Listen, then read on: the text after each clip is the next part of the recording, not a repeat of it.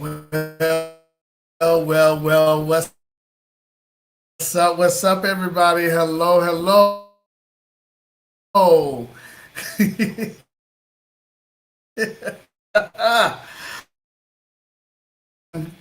Welcome. Excited to see you all here today. We are so excited to have each and every one of you here in the huddle. Remember, the huddle is a place where we definitely speak the truth. We have fun. We show love. We are so happy to be here. What an amazing day! Oh my goodness! What an amazing, great, spectacular week that was full.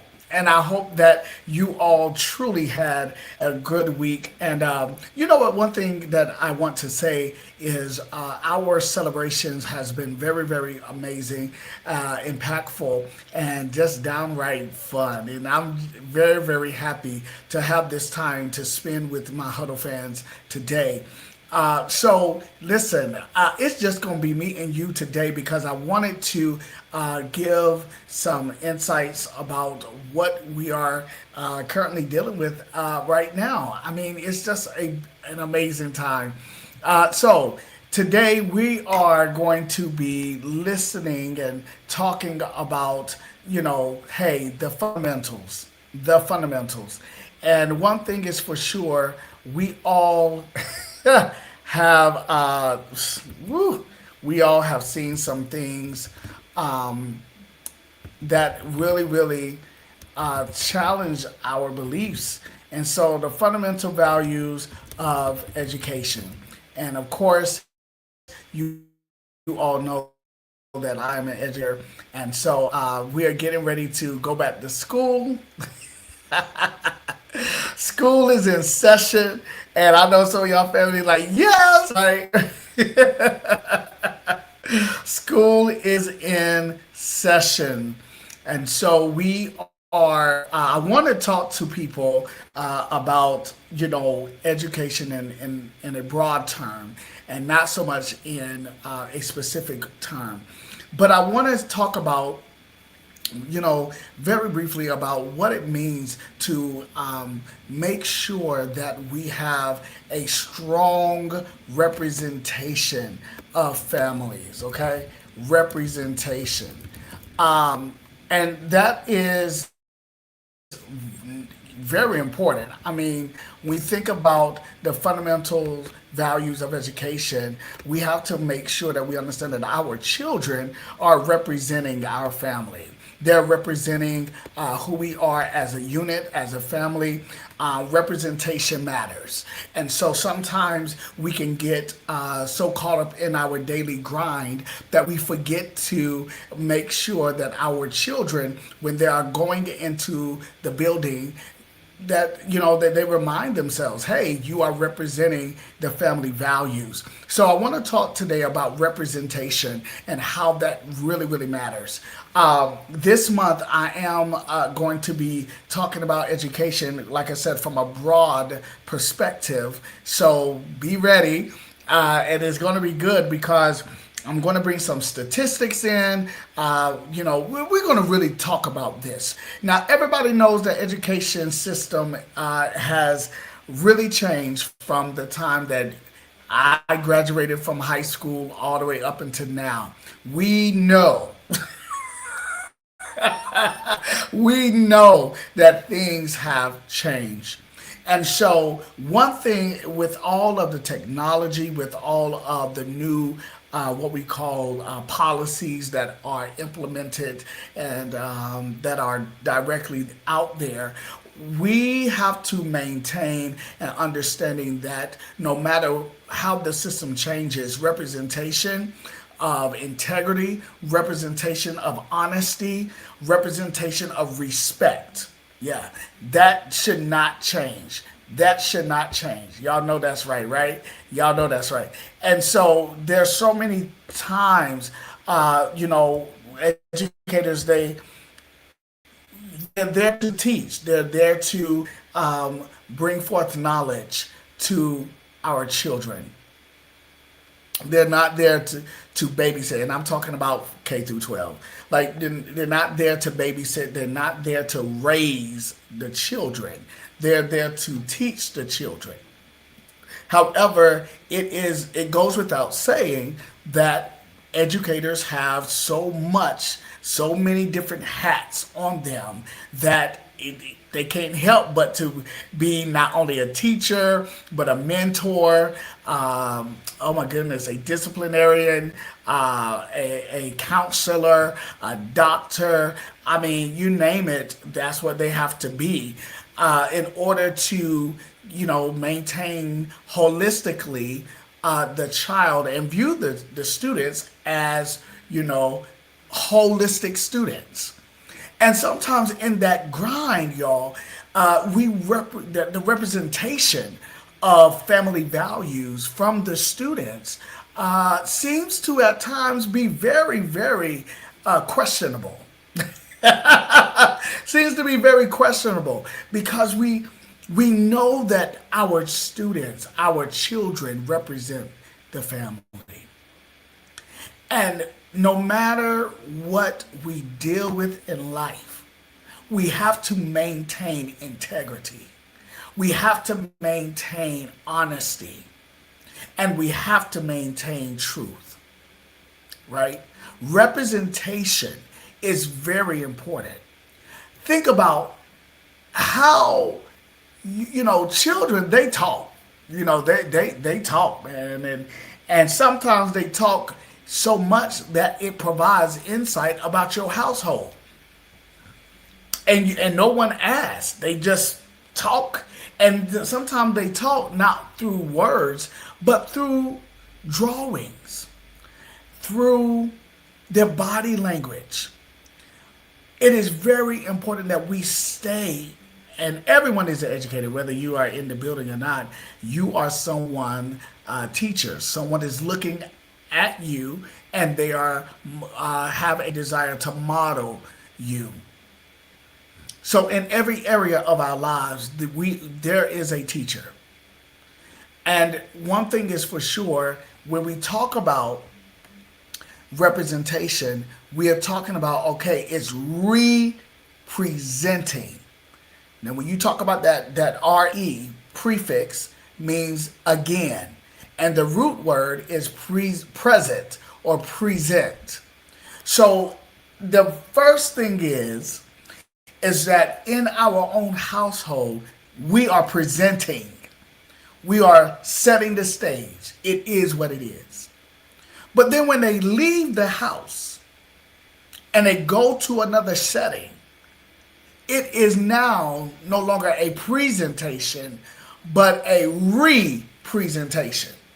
And the representation, if you will, yes, I'm playing with words, but the representation comes after the fact that they are giving people insight about the family values.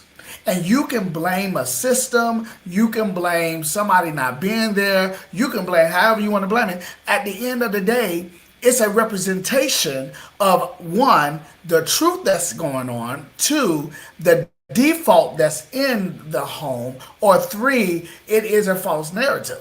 Most of the time, it's number one or two, unfortunately. And so as we get ready to put our kids back into the school, we need to make sure that we're teaching them, listen, it is important that you represent right. And you can't put on the front. Because if the household itself is not directly what we call in line or put together, the kids are going to show it.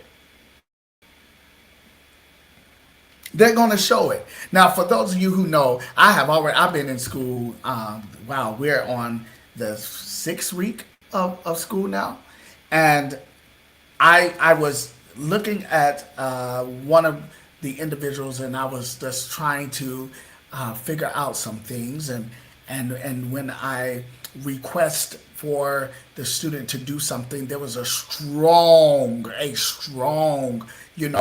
resistance to just a simple thing as of move from this table to another table. And when I was thinking about it, try to help the student and try to, say, come on, we can do this. Just sit on this side.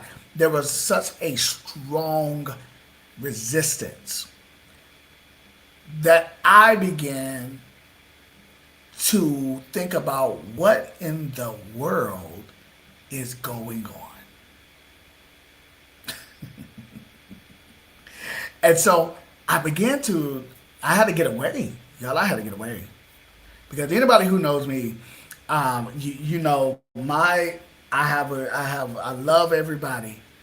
But when I start seeing something beyond the natural, I'm like, wait a minute, something is off here.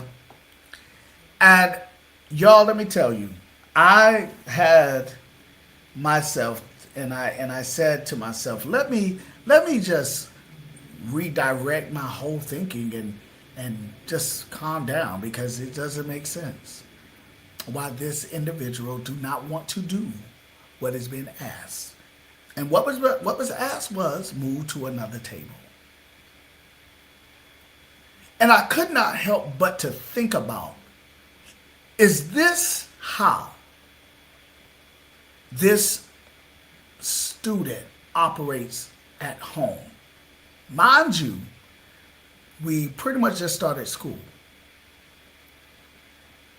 And when I think about that question, I think about the students are not going to hide what is within the four walls of the house, because their body language shows it, their the way that they view life shows it. If there is something that is bothering them, it shows. Their language of I need help comes in many different forms and fashion. Another incident that showed me, oh wow, this person did not ask for help. But I was sitting at my desk and I was like, okay, y'all know, I got to read now. And I was sitting at my desk and I just so happened to see the individual and I was like, okay, something is off. What's happening? Something is off. So I decided to literally say, hey, to the young person, come on, let's talk about this. Let's see what's going on. And it was in the conversation where I received my information and insight. It takes people, let me tell you, everybody knows in North Carolina that the pay for being a teacher is very low. Everybody knows that. And if you didn't know that, then you need to look online at North Carolina salaries for teachers, and you will see that by the time you get to the 15th year, there's a stopping point of, a certain amount of money. I think it was 56,000, I think.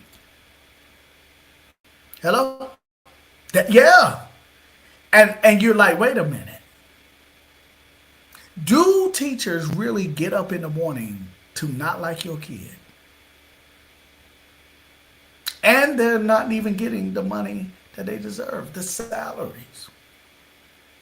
We all are dealing with inflation. We all are dealing with, high prices. But at the end of the day, there's a special teacher, a special educator who looks beyond the inflation and who looks beyond the deficits that are there and go to the building, because that educator understands their purpose of doing it. And it's not to get the accolades, but it's mainly there to really help us to move forward about what it means to have a gift. And we're giving that gift to individuals.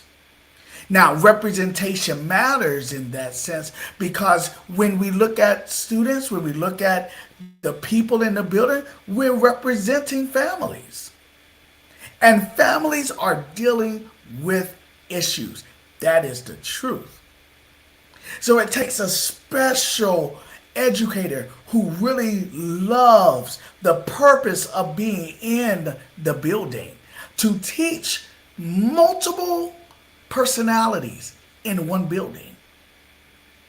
Yeah. And when we see that there are students who may not respond well, we do think about, okay, but what is going on? Representation is very important. Representation, we want to represent not only family values, but we want to represent respect. And now notice that respect is definitely different for everybody. There's a, but if you come up the way that I came up, respect is respect. But there are different interpretations of what respect is for individuals. And here, as we're getting ready to, start this new school year, we must edify one another. We must edify our young children. We must edify them, let them know that no matter what the situations are, especially in homes, that their job is to do their very best. And doing their very best is going to be celebrated, is going to be, as we say, tested, because any true educator wants all students to succeed and to be very successful. But it takes, as everybody knows, it takes some trials, it takes errors for people to grow. We call them growing pains. Yeah. And so whenever we think about representation, we think about, okay, how can we help what we see, when you start seeing the greatness in people, but they're operating beneath it. How can we help them to see this representation of greatness? How can we help them to move forward in what we see when everyone around them, or including themselves, may not even feel like they are able to meet that goal? Well, again, it takes a special person to be able to look inside of an individual and say, you know what, you can do it. You can make it. You are able to grow. It's going to take some time, but you're going to be able to get it. That's the beauty of edification. That's the beauty of representation. Sometimes the educator is able to see what others can't. And what they do is they start strategizing and finding different strategies and different conventional ways to help bring forth a vision of greatness.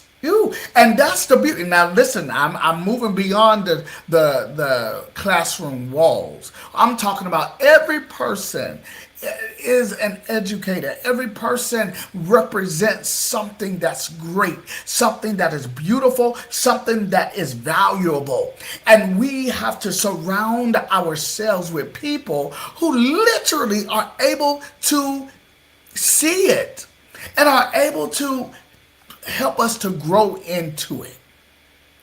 That's the beauty of representation.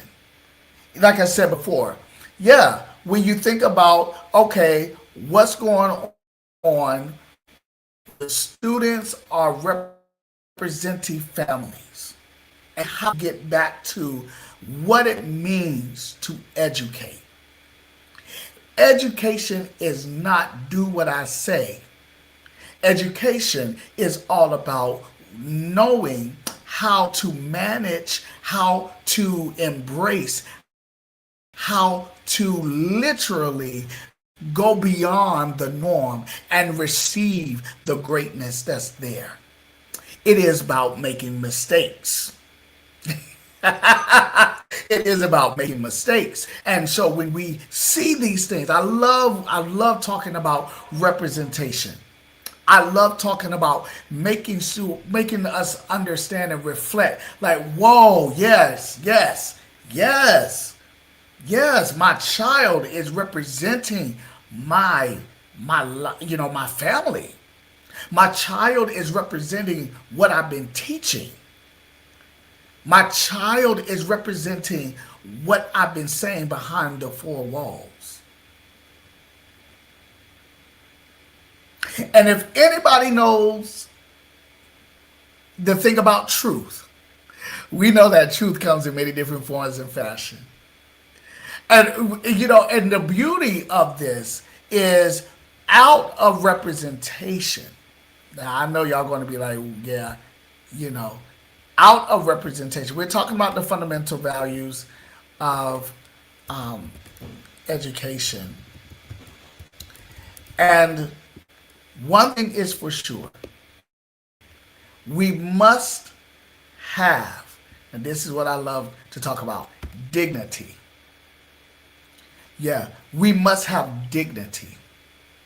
We must be proud of who we are as a nation, as a people, as a pupil, as a parent. Proud. I'm proud to be a parent. I'm proud to be a mom, a dad, an uncle, an auntie. And so when we start teaching uh, our kids about having dignity, your work ethics. Yeah, we talk about work ethics. The work ethics has to be very, very good. But see, here's one of the things that we have to find. We have to know is that, again, if it is not modeled correctly in the four walls of a home, when people go out, they're going to represent what is modeled. Whether it is a good model or an ineffective model, they're going to represent that. They're going to show it again. And so here, I love the way that we look at education in so many different ways and variables. And I'm not throwing shade to anyone, but I am saying as we get ready to go back to school, let's make sure that we're having, these truth conversations.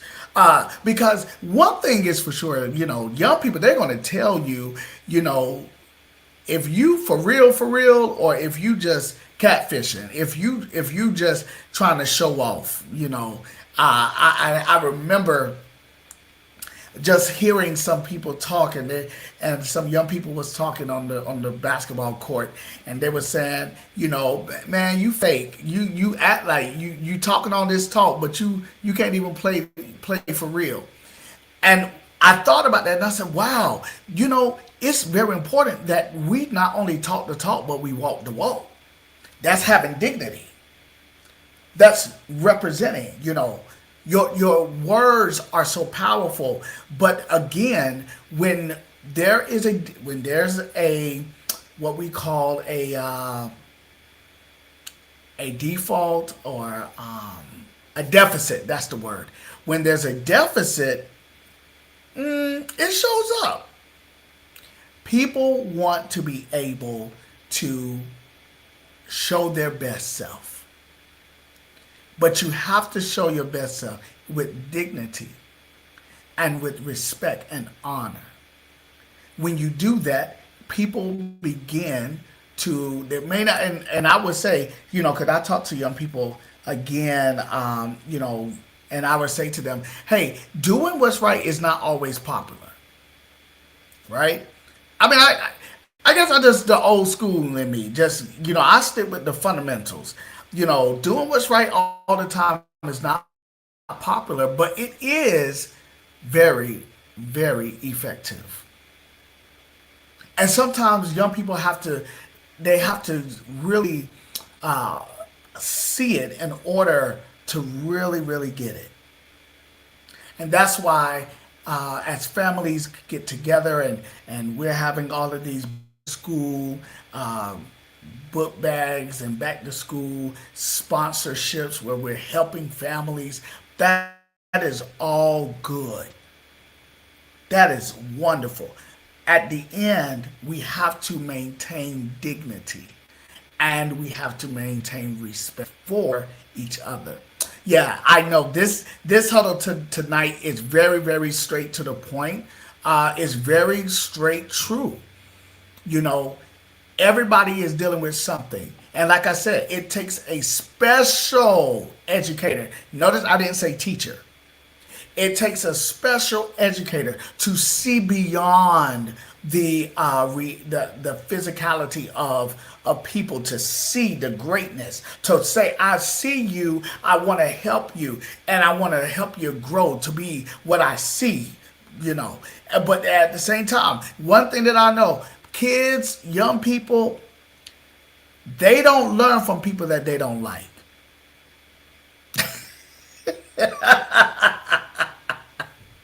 You know, they don't learn from people that they don't like. They, if you know, if they don't like you, they ain't gonna learn from you.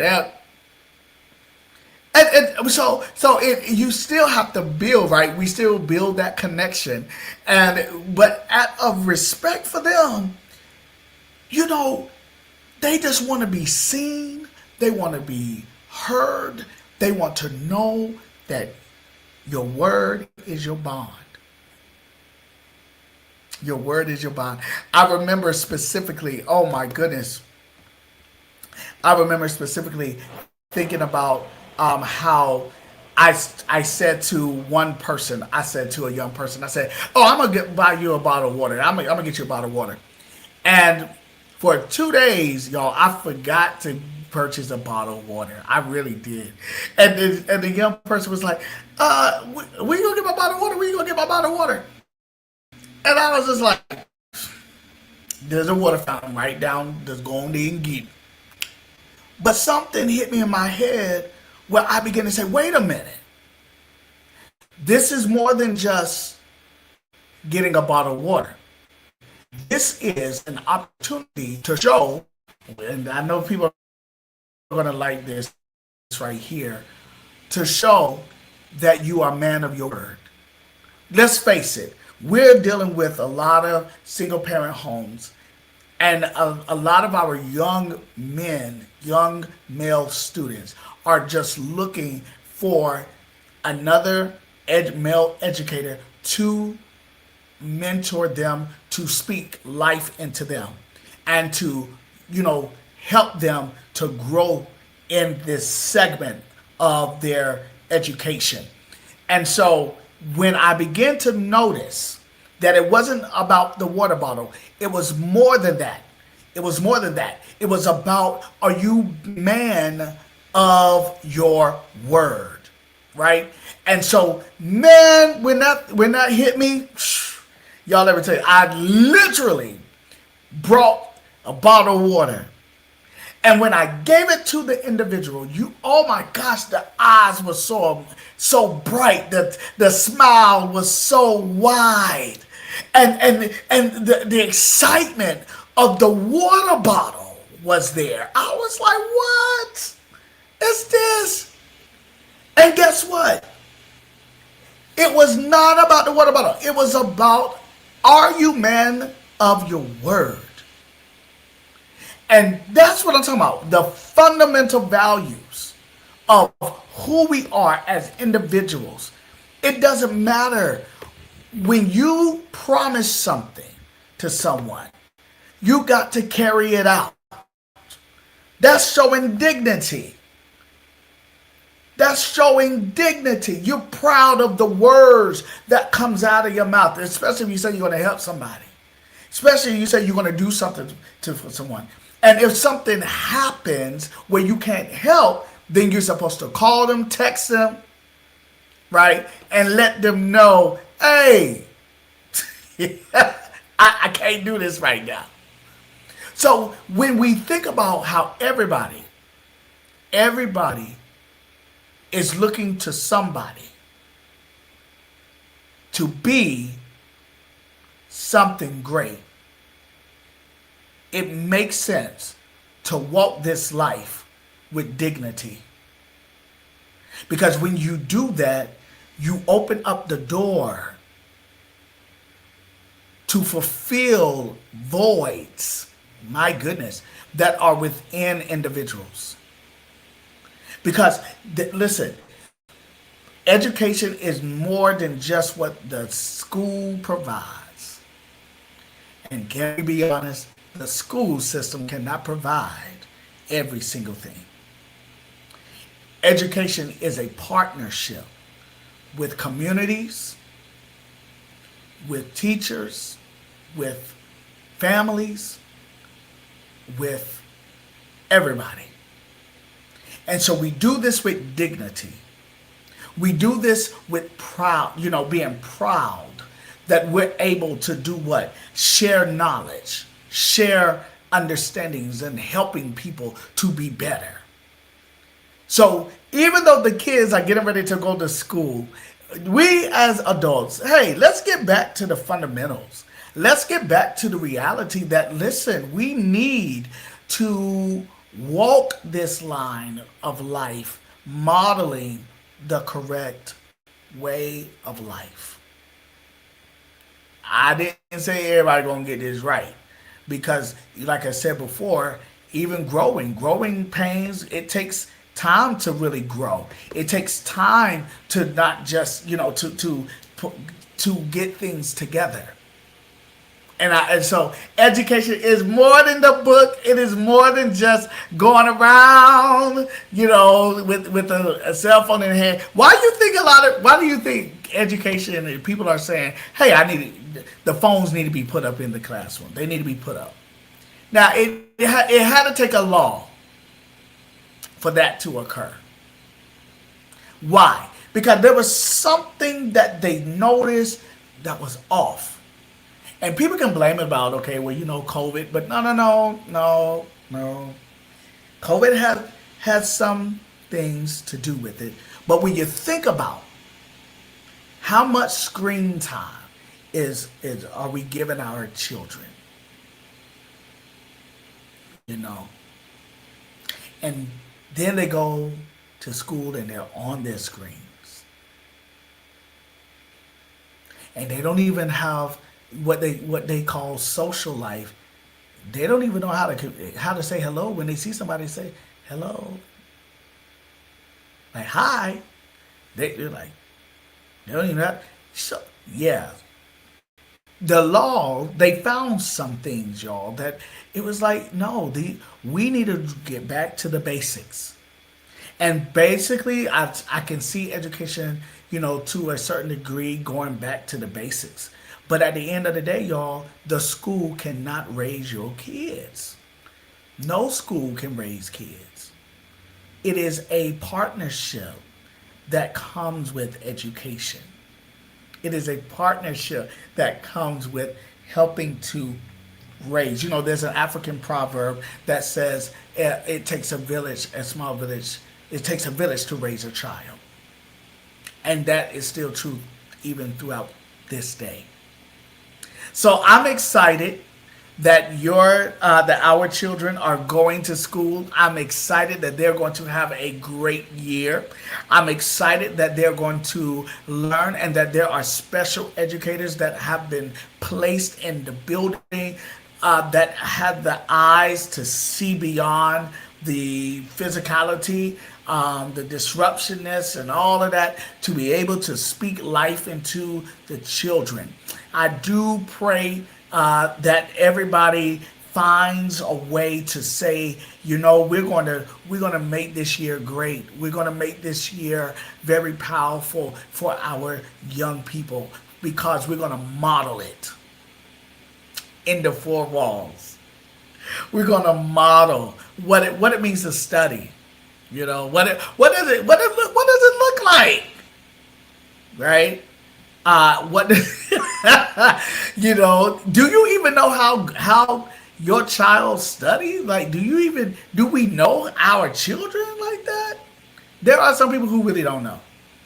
And so if you don't know, I'm gonna leave you with this that you can use. And it's very, very important to know exactly, how your child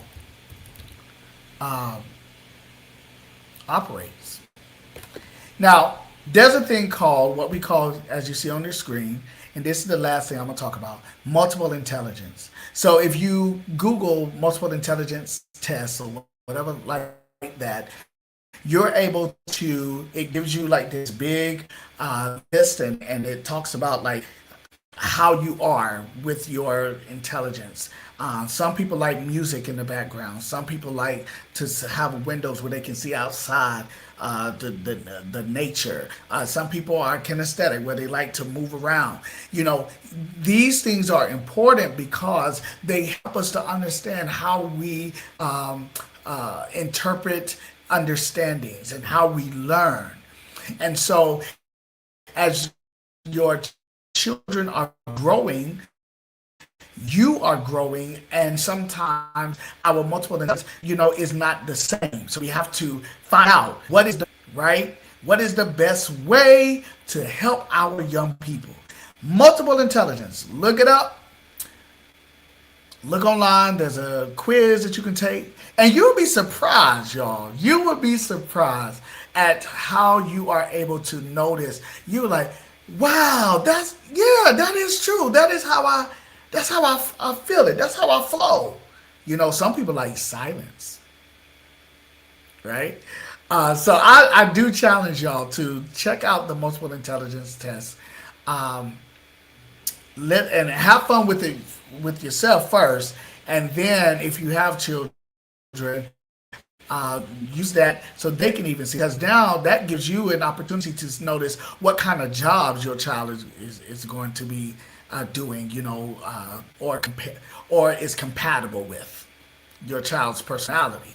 Okay, and so you have a little more grip on the future of your child. I'm excited about multiple intelligence. I'm excited about this segment concerning, hey, we're going back to the basic. Like I started off with, representation is very important. It is seen, it is represented in various shapes and forms. And if we want to do this thing called life right, then we need to make sure that we're following after the right models,